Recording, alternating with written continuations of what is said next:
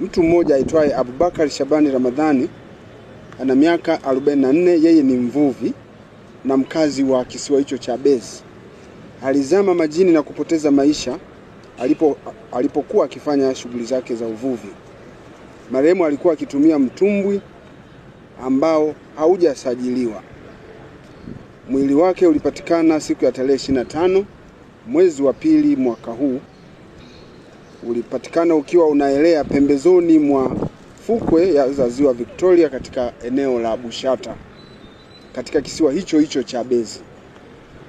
Pia ulipatikana mwili wa mwanamume ambaye anakadiriwa kuwa na umri kati ya miaka 40 mpaka 50 hivi. Mwili huo ulikutwa katika shamba la miwa lililopo kwenye bonde la mto.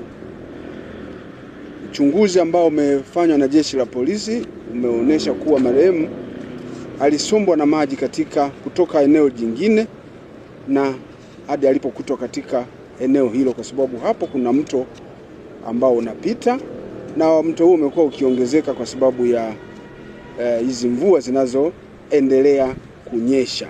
Operation ya kuwakamata madereva wanaoendesha vyombo vya moto barabarani ambao wamekuwa wakitumia vyombo hivyo pasipo kusajiliwa. Lakini wengine wamekuwa wakitumia vyombo hivyo vya moto kutembea barabarani huku vikiwa vimewekewa miungurumo ambayo haikuwepo katika uhalisia wake.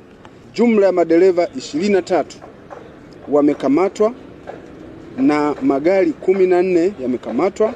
Pikipiki za magurudumu 8 zimekamatwa na pikipiki ya magurudumu matatu 1 imekamatwa kutokana na uvunjaji huo wa sheria, kanuni na taratibu za usalama barabarani.